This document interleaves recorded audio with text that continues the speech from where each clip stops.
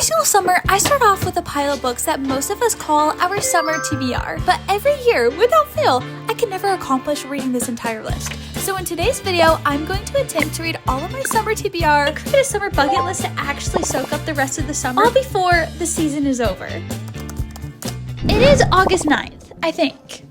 I'm almost positive. And I'm realizing I still have a lot of books that are specifically summery books that I have not read yet on my TBR. I've been having such a fun summer reading, but now it's that time of the season where I need to start prioritizing some of those summery books. So I thought, why not try and finish my summer TBR before the summer's over? Let's pick the first summery book that I want to read off my TBR. Okay, I think this is pretty much it. Oh, a couple more. The Griffin Sisters' Greatest Hits. This is like women's fiction. I think I can read this any time of the year, but I really want to read it this summer. I don't know why. Passion Project. I almost just smacked myself in the head. This is a big one for me that I've been wanting to read for a while, and I just bought it right at the beginning of summer, and it's The Wedding People. I have been wanting to read this for a little bit, so I feel like this actually is pretty high up on my list. I have to read it in this video. I have to. Next up, I have That Summer by Jennifer Weiner. This is women's fiction. I have Say You'll Remember Me, which I've had for a little bit. Very summery. And then I have Summer Romance. Okay, this is when we start to get into the titles that have the word summer in them, which I think because of that, they have to take a little bit more precedence over the other books. Okay, for instance, Beach Vibes. This one's high up on my list. Summertime Punchline. This is the cutest cover too. And then It's a Love Story. This just came out like a couple of months ago. I still haven't read it, but it is Annabelle Monahan's new book. Okay, and then The Hotel Nantucket by Ellen Hildebrand. I did start this one, but I didn't make it that far in. Songs of Summer. One that got me about this is actually the blurbs. Ellen Hildebrand has a blurb, Annabelle Monahan, and Emily Henry. And then next, I have Happy Place. I've already read Happy Place. It is one of my favorite books, so I thought about doing a reread. Now that I just went through that whole TBR, I'm like, what is priority? And I don't think this is priority. My first book is going to be Summertime Punchline. I feel like this could be a really cute and sweet romance. I definitely want something fast and just like cute and sweet and wholesome. This says, a comedian forced to return to her Jersey Shore hometown and confront everything she left behind 10 summers before, including the man who broke her heart. Oh, it's a then and now timeline. I might be wrong about that. While doing this, I really want to tick off things on my summer bucket list, which first I need to actually make a summer bucket list. I always miss summer whenever it's the winter months, and so now that summer's almost at the end, I am excited for fall. I'm still in summer, so I need to make the most of it because I know I'm gonna miss it by the time it gets cold. Let's go read Summertime Punchline, and I'll talk to you guys a little bit more about it as I start to read more about it. But I'm sitting in the parking lot, and you're probably like, why are you sitting in the parking lot? Because I placed an order to get a matcha, and I placed the order for 11 o'clock. It's 10:34. Oh no, that's actually pretty bad. The more I think of that, that's actually pretty bad. But it's fine, because for anyone who finds this book in the midst of wandering, I hope it makes for good company on your journey home. You were the hot one. I was the weird one. You only got hotter. I only got weirder. We are going to sit here and read in the meantime. So let's get started.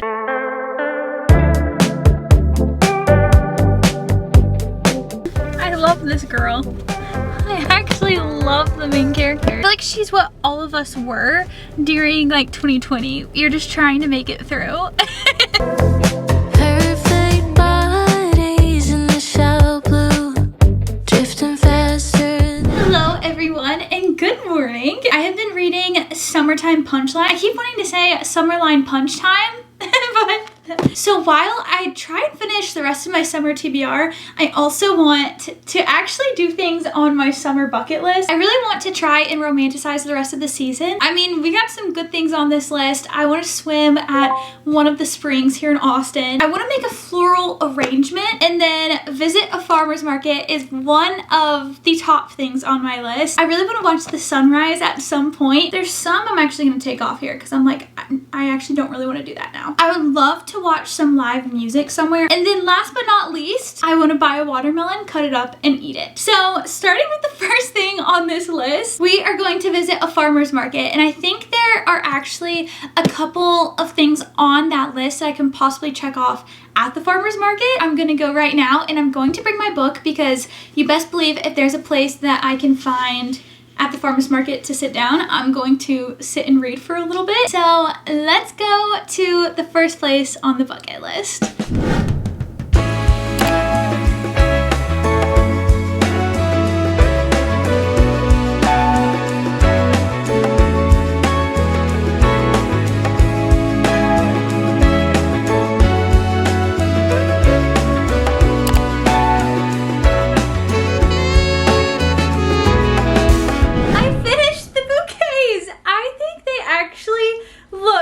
Good. So right now, the gist of what I've got is that the main character, Dell, she grew up in New Jersey and she lives in New York City, and she has a roommate there, and she also has a boyfriend, and she's a comedian, which really comes across. Her jokes are just so funny, although she is in a really crappy situation. And I just feel like the first couple of chapters were so clear in my mind. It was playing out like a movie. I could see the main character fighting with her boyfriend. And right now, absolutely no complaints. I am having a really fun time, and I am really excited because she just left New York City and drove back to Jersey. So I'm excited to see what life is gonna look like for her there. I just accomplished another thing on the summer bucket list. This night I actually ended up reading a lot. Of course, I think it was the watermelon that kept me going, honestly. So the next day I really wanted to wrap up this book and finish it up. So I invited Allie over to do some reading sprints with Ian and I, which if you don't do this, you absolutely should. If you just want to get some good reading in, have a friend over and just put on 30-minute timers. I do it all the time with my friends, and it's so fun. Here is where I'm at after our first 30-minute sprint. 4, 3,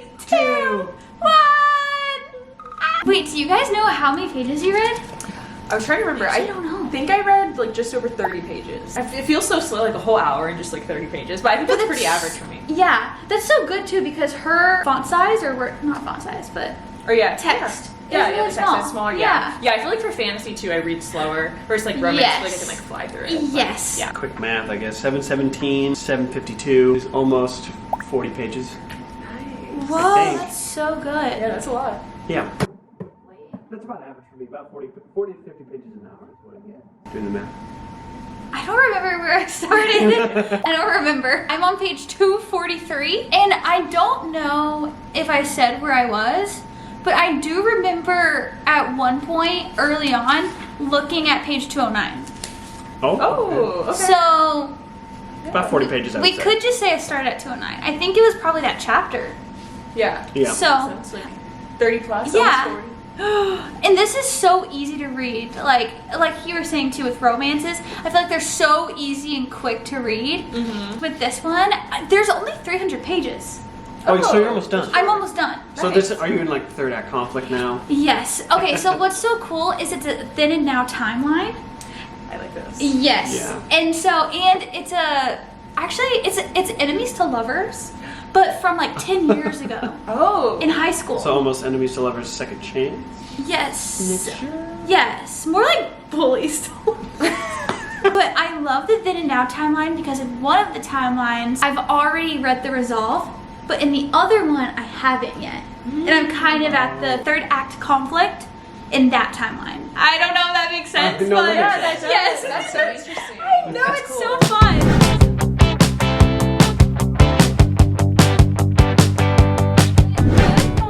Last night I finished Summertime Punchline. I'm actually about to run out the door because I am going on a hot plot walk. It's 1 year of hot plot walks. I can't believe it's been 1 year since I came up with this little series, Hot Plot Walks, where you just read and listen to your books and make it more of a fun walking and reading challenge. Last night I happened to finish Summertime Punchline right before bed, so I decided to go ahead and pick up the next book that I'm going to be reading on the hot plot walk, which which is Summer Romance by Annabelle Monaghan. I will actually review this one with Summer Romance at the same time. Basically, this is about Allie, the main character. She's a professional organizer and her whole life is a mess right now. And she has not worn pants with a zipper and longer than she cares to remember. She's just gotten divorced. Her mom's passed away, who she was really close to. And then eventually she ends up taking off her wedding ring for the first time. And she's thinking that she might actually meet someone. Well, then her dog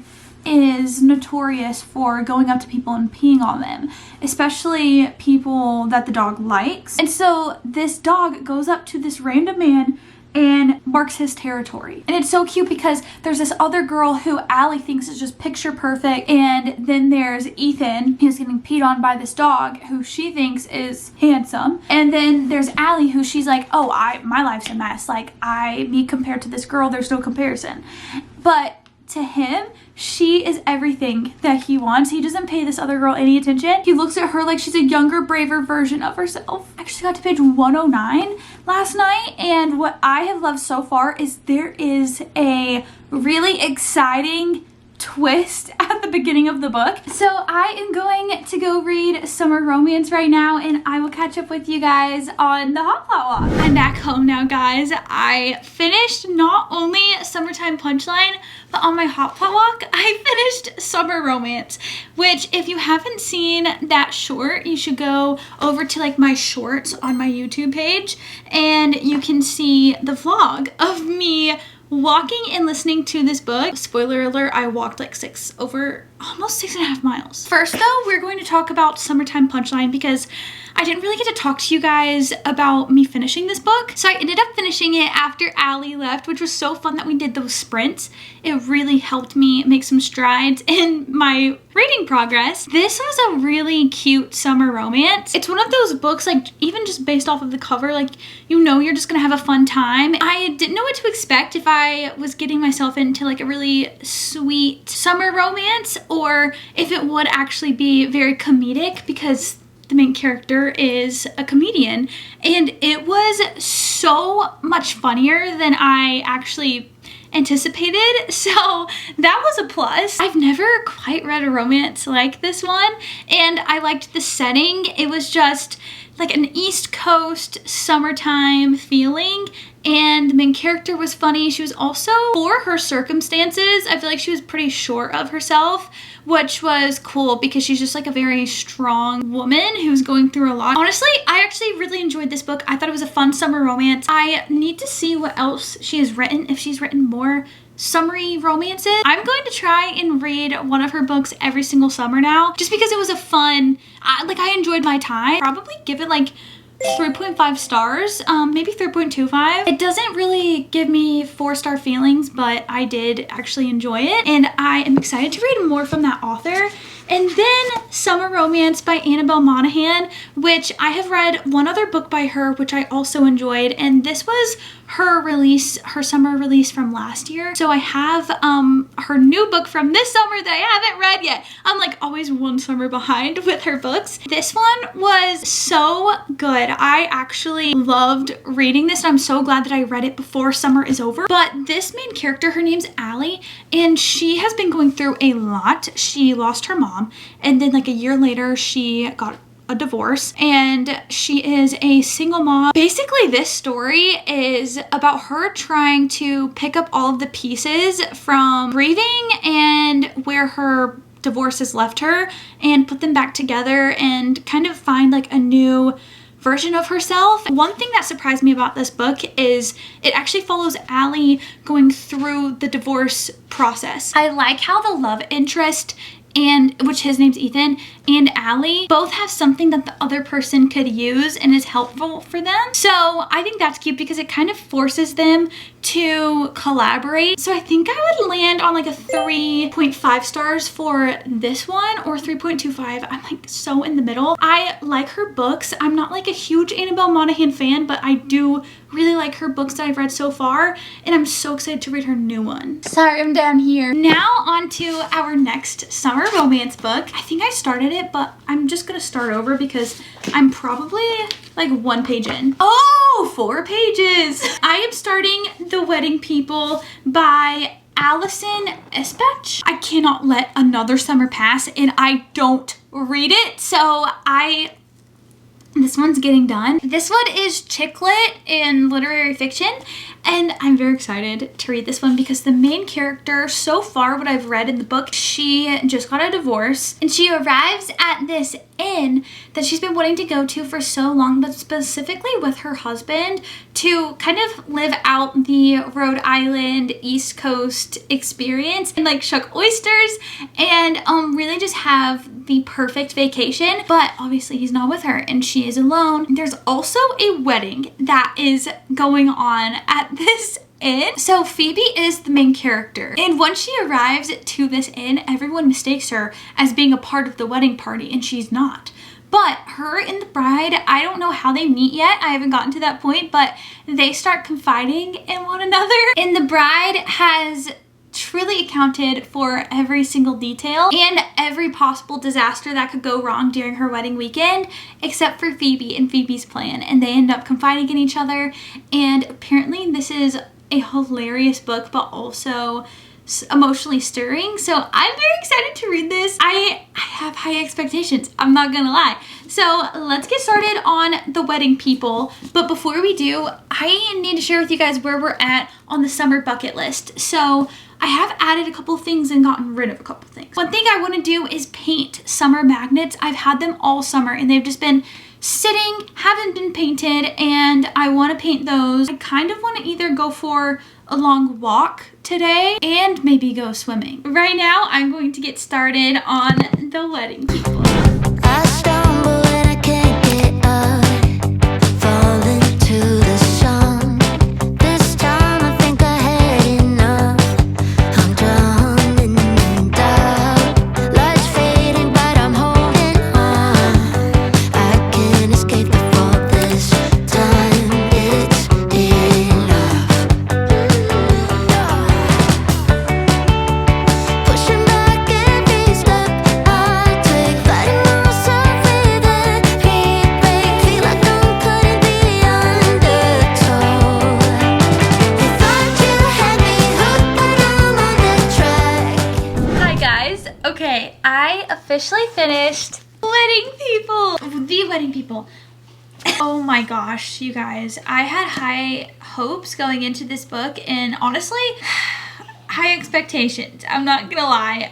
Just because of how much the book community loved this story, and I was not let down. It deals with so many difficult topics that I feel like the author really peeled back the layers of how people going through these different things like grief and depression, stress, deal with things, and like peeling back the layers of these characters, and you get to see exactly how deep they're feeling and what they're going through and why they feel the way that they do. And with some of the characters, it takes the entire book to figure this out about them, and with others you pretty much start to peel back the layers from the get-go. That is what I loved about this story, is you're getting two different perspectives at the same place in the same setting. So the main character, her name is Phoebe. We're starting off the book with all that Phoebe is going through. She is at the darkest point in her life, and she decides to go to this hotel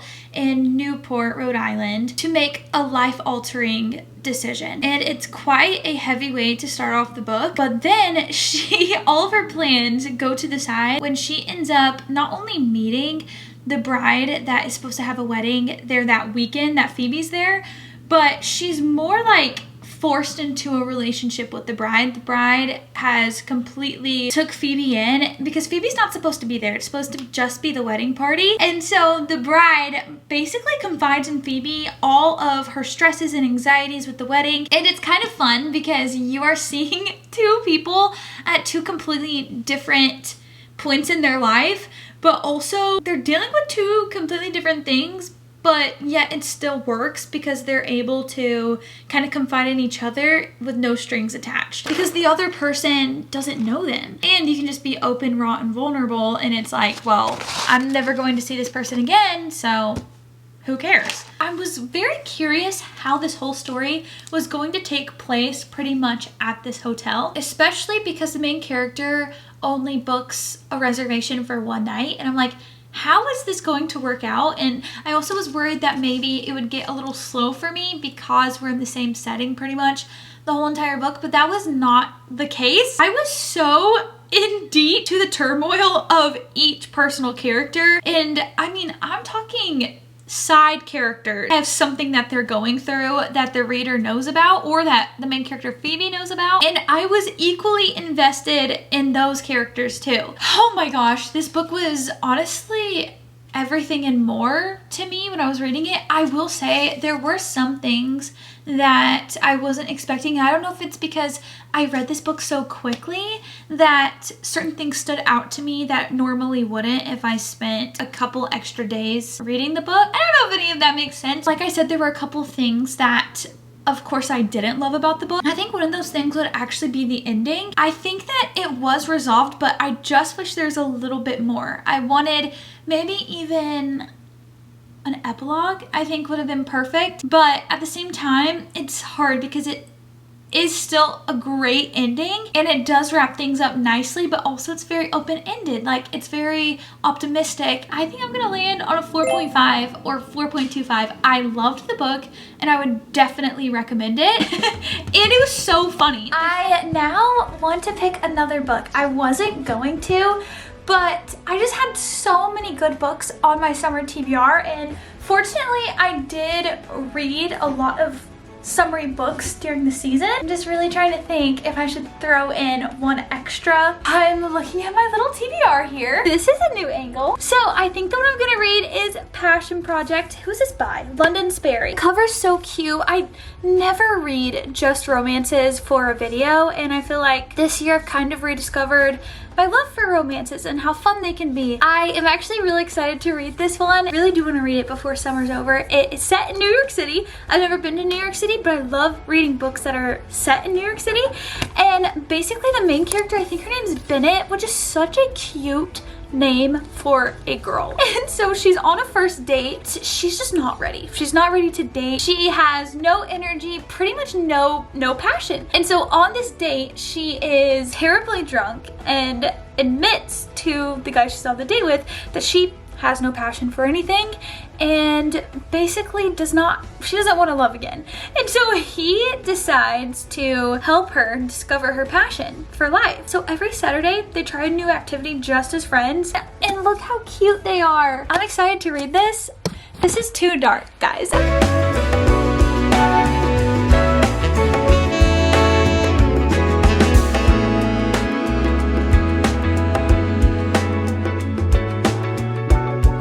I have to mention this.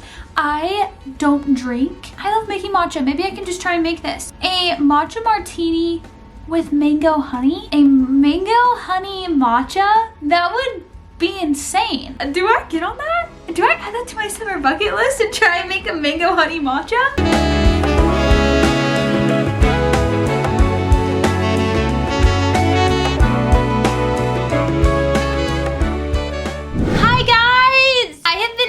Passion Project by London Sperry, and I haven't really updated you guys on it.